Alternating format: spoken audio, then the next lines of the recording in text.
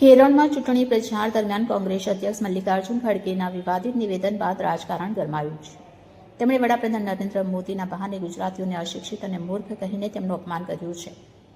ભાજપે કોંગ્રેસ પર ગુજરાતીઓની લાગણીઓને ઠેસ પહોંચાડવાનો આરોપ લગાવ્યો છે. આ સાથે ગુજરાતના મુખ્યમંત્રી, નાયબ મુખ્યમંત્રી અને ભાજપના પ્રદેશ પ્રમુખે પણ આ નિવેદનને વખોડી કાઢ્યું છે.